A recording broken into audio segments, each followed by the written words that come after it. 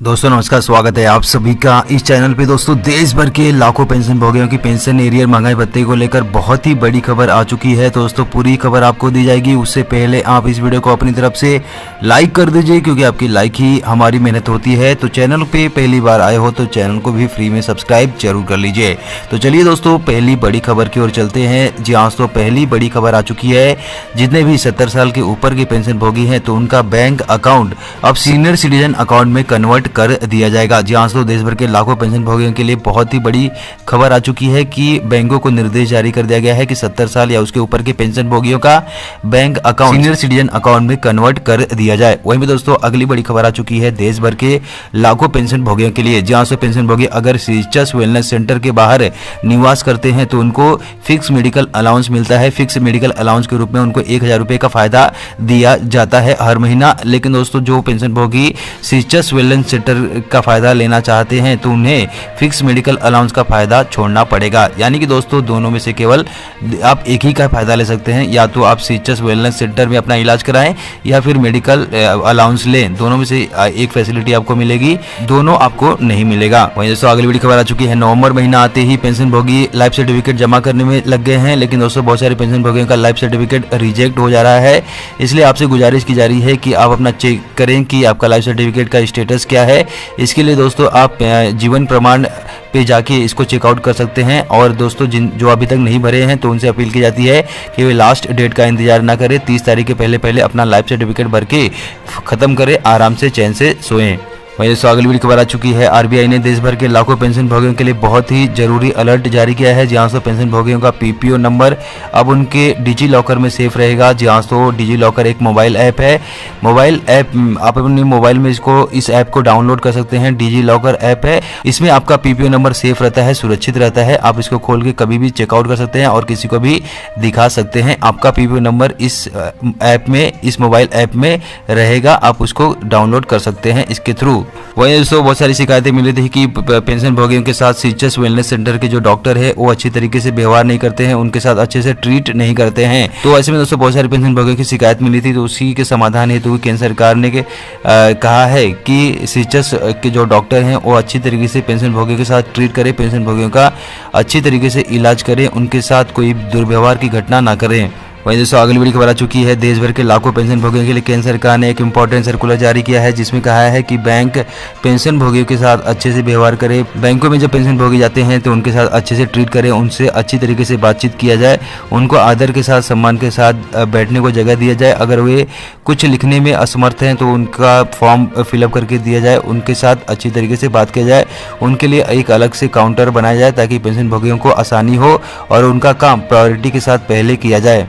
वहीं दोस्तों अगली वीडियो खबर आ चुकी है। सुप्रीम कोर्ट ने एक बहुत ही बड़ा फैसला सुनाया है, जिसमें सुप्रीम कोर्ट ने कहा है कि पेंशन भोगियों की पेंशन एक मौलिक अधिकार है। पेंशन को रोका या कम नहीं किया जा सकता है। पेंशन के द्वारा ही पेंशन भोगी अपना जीवन व्यतीत करते हैं। ऐसे में पेंशन अगर नहीं मिलेगी तो पेंशन भोगी अपना स्टैंडर्ड कैसे मेंटेन कर पाएंगे।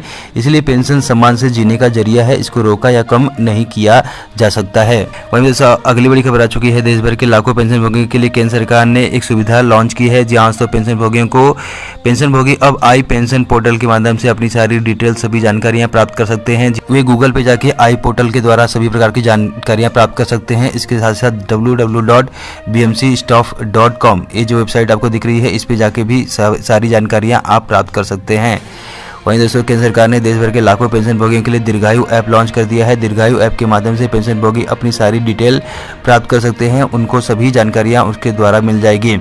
वहीं दोस्तों देश भर के लाखों पेंशन भोगियों की 18 महीने के एरियर को लेकर अच्छी खबर आ रही है कि 18 महीने का एरियर का भुगतान किसी वक्त पेंशन भोगी के खाते में हो सकता है। जहां से लोकसभा चुनाव को देखते हुए पेंशन भोगी संगठनों ने केंद्र सरकार के ऊपर दबाव बनाया है कि 18 महीने का एरियर का भुगतान कर दिया जाए, नहीं तो इसका नतीजा चुनाव में अच्छा नहीं होने वाला है। तो उसी को देखते हुए केंद्र सरकार दबाव में आ चुकी है और जल्द ही 18 महीने का एरियर का भुगतान कर सकती है। इसके साथ साथ डीए 50% होने वाला है। जनवरी 2024 से डीए 50% होते ही आपकी सैलरी और पेंशन में बढ़ोतरी होने वाली है। फिटमेंट फैक्टर आपका बढ़ने वाला है। डीए 50% होने से आपकी सैलरी और पेंशन में अच्छी खासी बढ़ोतरी देखने को मिलने वाली है। साथ ही साथ फिटमेंट फैक्टर 2.5 से बढ़ाकर 3.68 किए जाने की संभावना दिखाई दे रही है। वहीं इस वक्त अगली बड़ी खबर आ चुकी है। प्रोबेशन पीरियड पे काम कर चुके कर्मचारी अगर बाद में नियमित होते हैं तो पेंशन गणना करने के लिए प्रोबेशन पीरियड का भी समय गिना जाएगा, प्रोबेशन पीरियड का भी सेवा काउंट किया जाएगा। सुप्रीम कोर्ट का बड़ा फैसला। वहीं इस वक्त अगली बड़ी खबर आ चुकी है। केंद्र सरकार ने एक नोटिफिकेशन जारी किया है जिसमें कहा है कि आधार नंबर शेयर करने से कोई भी व्यक्ति आपके अकाउंट को हैक नहीं कर सकता है। बहुत सारे पेंशनभोगी घबरा रहे थे कि अगर वे आधार नंबर किसी के साथ शेयर करते हैं तो क्या उनके साथ दुर्घटना हो सकती है। तो उसी को देखते हुए केंद्र सरकार ने कहा है कि आधार नंबर शेयर करने से आपके साथ कोई भी दुर्घटना या फिर अकाउंट हैक होने का कोई भी प्रॉब्लम नहीं होगा। वहीं दोस्तों अगली बड़ी खबर आ चुकी है। 6500 से लेकर 10500 की पे स्केल में जो कर्मचारी रिटायर हुए हैं तो उनको 4200 ग्रेड पे दिया गया था, लेकिन दोस्तों अब उनके लिए बड़ी खुशखबरी आ चुकी है कि अब उनको 4600 ग्रेड पे का फायदा दिया जाएगा। बहुत सारे कर्मचारियों पेंशनभोगियों को इसका फायदा मिला है, लेकिन दोस्तों बहुत सारे ऐसे पेंशनभोगी हैं जो उनको इसका फायदा नहीं मिला था। तो ऐसे में अब उनके लिए अच्छी खबर आ रही है कि उनको एरियर का भुगतान किया जाएगा, उनकी ग्रेड पे को सुधारित करके उनको एरियर का भुगतान किया जाएगा। वहीं दोस्तों अगली बड़ी खबर आ चुकी है। पहली पेंशन पाने के लिए पेंशनभोगियों को बैंक में जाने की जरूरत नहीं है। जी हाँ, केंद्र सरकार ने एक इंपॉर्टेंट सर्कुलर जारी किया है जिसमें कहा है पहली पेंशन पाने के लिए बैंक जो है पेंशनभोगी को बैंक में ना बुलाएं। अगर उनके पास पीपीओ आ गया है तो उस पीपीओ के माध्यम से पेंशनभोगियों की पेंशन शुरू कर देनी है, पेंशनभोगियों को इंतजार नहीं करवाना है। वहीं दोस्तों अगली बड़ी खबर आ चुकी है नवंबर महीने की पेंशन को लेकर। जहां तो नवंबर महीने की पेंशन 25 तारीख को आपके खाते में आ जाएगी। वहीं भी दोस्तों इस पर्स के माध्यम से जिन पेंशनभोगियों की पेंशन निकल रही है तो उनकी पेंशन 30 तारीख तक उनके खाते में आ जाएगी। वहीं दोस्तों अगली बड़ी खबर आ चुकी है। सुप्रीम कोर्ट का ऐतिहासिक फैसला, फैमिली पेंशन से इनकार करना संविधान के अनुच्छेद 21 का उल्लंघन है। पेंशन देने वाली अथॉरिटी का दायित्व बनता है कि वह फैमिली पेंशन की गणना करे और कर्मचारी की विधवा को पेंशन प्रोवाइड करे। फैमिली पेंशन से किसी को वंचित नहीं किया जा सकता है। फैमिली पेंशन एक सुरक्षा कल्याणकारी योजना है, इसको देने से इनकार नहीं किया जा सकता है। अगली बड़ी खबर आ चुकी है। ORP3 एरियर की किस्त सभी पेंशनभोगियों के खाते में डाल दी गई है।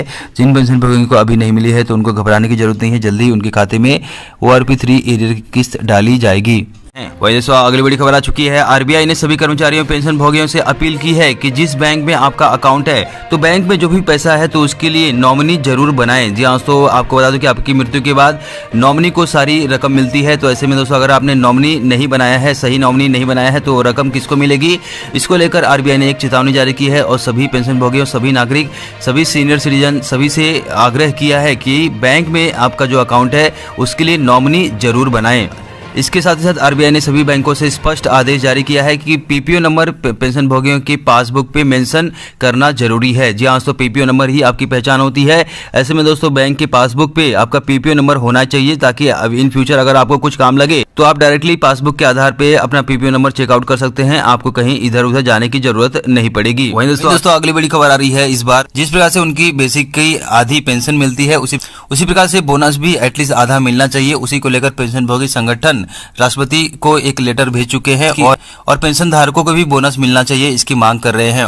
अंततः इसके ऊपर फैसला आ सकता है और पेंशन भोगियों को भी बोनस मिलने की संभावना दिखाई दे रही है।